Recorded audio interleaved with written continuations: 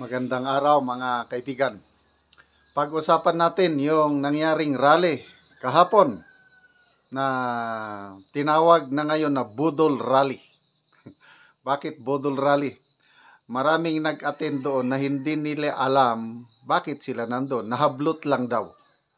May napanood ako na senior citizen na balita ito ng mainstream media. Pinangakuan daw sila na bayaran sila ng 1,000 pesos. Ay nako, nakakaya itong rally kahapon, January 31. Okay, panoorin natin, pakinggan natin itong komentary ni Pinoy Views and Opinion at dagdagan ko ng aking reaksyon. Pagiging killjoy mga kababayan ha. Nasabi, naninira tayo ng party ng may party dahil alam naman natin naglululundag sa tuwa. Eto mga dilawan, pitlawan, mga bagong unit team na mga bangagan, pulahan, mga dilawan, mga kababayan. Masayang-masaya sila dahil success daw ang kanilang rally na pinagtapat nila sa INC. Bagamat kung ikukumpara mo sa rally sa INC mga kababayan, dumilang sa kuko, gayon pa man, umabot rin pala sila ng 1,000. Lampas libo po mga kababayan. Mga less than 5,000 siguro, ganyan. Pero umabot pa rin ng libo. Sabi natin, oh really? Pero anyway, yung mga regular na rallyista pa lang mga kababayan, di ba? Marami na sila. Pero dito mga kababayan, tumaas pa rin ang ating kilay. Talaga lang ha? Talaga legit din dumadalo dyan sa rally? Yun pala mga kababayan. Tama ang ating hinala na etong rally ni Natrililing, mga matrimonyo, Shelo Magno, ay isa lang palang budol rally mga kababayan. Dahil bukod sa nanloko sila mga kababayan na laban daw ito sa korupsyon, ang kanilang pinopronta ay impeach VP Sara. At nung nag-interview, etong kanilang kakamping media mga kababayan, take note ha, media pa yan ng mga dilawan, Rappler, nabisto na ang dumadalo pala sa rally mga kababayan ay hindi nga nila alam kung bakit sila nandyan. Nahila lang daw sila mga kababayan dahil mayroong hakutan. Hinakot daw sila ng bus. At yung iba pa sa kanila ay supporter pa ni VP Sara, animal. Rally na papatay si Sara Duterte tapos mayroong mga supporter si Sara Duterte. Kaya isa itong malinaw na budulan na rally mga kababayan. Panoorin niyo po ha. Bakit po kayo nandito? Nahablot lang po kami. Nahablot lang po kami. Oh. Ba na itong rally ay laban kay Sara Duterte? Hindi ko po alam ba sige. Hindi alam. Hindi nga nila alam mga kababayan na for impeachment yan, VP Sara. Ito ngayon. Hindi, sa totoo lang sir, hindi ko nga talaga alam. Marami silang tinanong mga kababayan ha. Karamihan mga kababayan mailak. Oh, no. Nagtatakip pa ng mukha. Tingnan niyo yung ilan nagtatakip ng mukha, nagmask, tapos naka-shades. At yung mayroong sumagot mga kababayan, sumagot ng katotohanan, hindi namin alam kung bakit kami nandito. Ano po sa inyo ang pabor kay Sara Duterte dito? Oh, mayroon pa nga pabor. Oh, 1, 2, 3. Oh, malamang yung iba mga kababayan nagtatakip ng mukha. Pabor pa yan kay Sara Duterte. Nahiya lang dahil baka bawiin. Yung kanila, ano kaya ang ibinigay sa kanila, no? Siguro mga kababayan, mayroon ding mga talent fee yan. Magkano nga ba yan? Tapos siguro pinangakuan ng ayuda, pinangakuan ng ano-ano, akap, lingap. Kaya napilitang magpunta kahit hindi nila alam.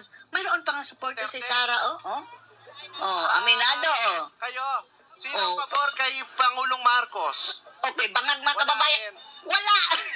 Wala. Anong sabi? Mas marami daw pro Marcos kaysa sa pro Duterte? Dyan sa rally ni Sara ha? Rally na yan, napatalsikin si Sara, mayroon pang supporter siya na dumalo. Dahil hindi nila alam kung bakit sila nandyan. Dahil hinakot lang. Nahablot lang daw, sabi ng bata. Pero hindi lahat kayo ay against kay Sara Duterte. Hindi. Hindi lahat against kay Sara Duterte. Sa rally ng mga dilaw mga kababayan na ipa-impeach si Sara Duterte. Grabe. Tingnan nyo ha, mga tao nagtatakip ng mukha. Nagtatakip ng mukha. Mukha ba yan ng mga talagang may pinaglalaban mga kababayan na patalsikin si Sara? O parang laro lang sa kanila, nagtatawanan lang. Kung tinanong, hindi namin alam. Nagaganap. Kaya pala dumami. Tingnan nyo, In fairness, marami din yan mga kababayan. Pero yun nga, hindi nga nila alam kung bakit sila nandyan. Magkano ang dahilan? Ang multi-sector. Kids, Woody or Buzz? Okay, so ako may napanood akong balita rin ng mainstream media, senior citizens, Nawagan ang impeachment ni Vice President. senior citizens, nagrereklamo kasi tinawag daw sila ng kanilang presidente ba yun o asosasyon na magpunta nga sa EDSA at pinangakuan ng 1,000 peso kada isa. O, sino ba naman ang ayaw ng 1,000? So nagpunta sila. Yon, in-interview sila ng mainstream media, nagrereklamo. Sana tuparin nila yung pangako nila, kahit man lang pamasahin namin maibigay para hindi kami lugi, hindi kami ay nako. Anyway, yan talaga ang politika. At least nabisto sila ngayon yung yung survey na 41% na pabor sa impeachment ni VP Sara, na napasinungalingan na sa rally na ito. Kakaunti ang nag-attend. Sabihin mo, 5,000 o 10,000. Pinakamarami na yon. Ang iba doon, hinakot, binayaran, hindi alam kung... So, sino talaga ang may gusto lang na ma-impeach ni VP Sara ay yung mga makakaliwa. Yan, Akbayan, Makabayan Black, sila. Then, of course, Ibang Dilawan. Kailangan ang taong bayan, sa tingin ko, mas marami ang Maka Duterte. Okay? So, wag po tayong mawawalan ng pag-asa. Matatapos din itong kalbaryo ni VP Sara na ito.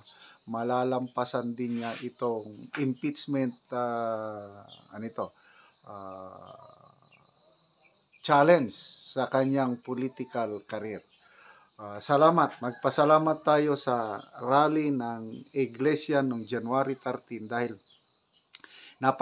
napakalaking epekto po ito. Kaya tahimik na ngayon ang impeachment complaint. Hindi na umuusad kasi yung 1.8 million na nagtipon-tipon sa Quirino Grandstand noong January 13, napakalaking mensahe yan para sa ating mga kongresista na wag basta-basta gagalaw Kaya lang, after the election, so mag-iiba na ang laro dyan. May posibilidad na ituloy nila ang impeachment complaint na iakyat sa Senado. At ang maglitis na sa impeachment complaint, posible yung next Congress, yung mga senador na mananalo. Kaya maging maingat po tayo sa pagboto ng mga senador. Piliin natin yung senador na may paninindigan, may prinsipyo, hindi nabibili ng pera ang kanilang pagsilbi sa taong bayan. Okay mga kaibigan, salamat po sa inyong pagtulo o pagpanunod sa ating channel. Nakakatulong po tayo sa Talaandig Tribe dahil sa inyong panunod, dahil may income tayo. Kahapon binisita ko ang sagingan, yung lakatan saging ng Talaandig Tribe. Tinuruan ko sila yung tamang pag-abuno dahil na kita ko na may konting kamalian. So ito, panoorin nyo itong video na ito na kasama kayo sa pagtulong sa tribo. Merong pagbabago, kalainan sa pag-abuno. Nung una, 4 ka bangag, 4 na butas. Ngayon, 2 na lang. Ang pag-abuno, dinhilang sa taas. So, 1 kadangan.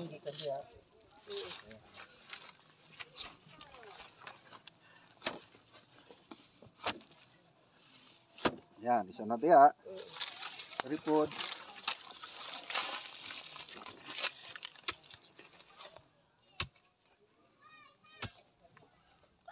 Okay. Then, 1 ka kumkum. Yung eksakto lang sa kamot. Kana, Katunga. Okay. Nung una, nag-aabono pa man ta diri sa ubos. Ang ugat pala sa saging, mo, ang ugat sa saging padulong sa taas. Oo. Wala kay ugat dinhi sa Ubos. baba. Oo. Kaya sayang ang ginaabono nato sa ubos. Oo, sir. Ang ugat na diha. Sabtan? So muna nang atong pag-abono karon. Then yung sundang.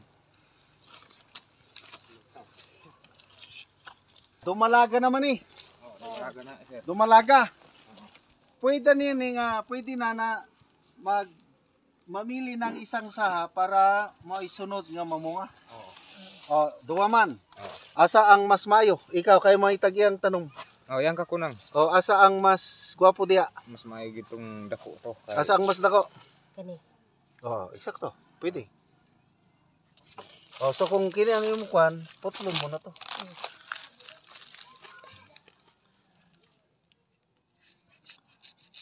Oh, ano lang. So, nung una, pinapaalis ko ma'am, ginapatangtang. Masama di ay yung magkasakit. Gani. So, ano lang. So, mo na ni ang sunod nga buhion. Then, kini, pwedeng hinloan po niya na. Okay. Wala laya kayong... Okay, so, kini, pwede na ning ano. Kung gagmay pa, dali, asa man ang, yan, sa, kini, Ay tama po. ayaw pa. Ito, masyado pang maliit. Wag nyo munang, wag munang buhi ng saha. Eh, batanon pa. So yan, pwede na bang magbuhi saha? Pwede na. Oh, pwede na na. Kung na mo gawas, pwede na. Kanang nga na. Pwede na. Okay? Sige. Oh, pwede na. Kayo na lang magtudlo.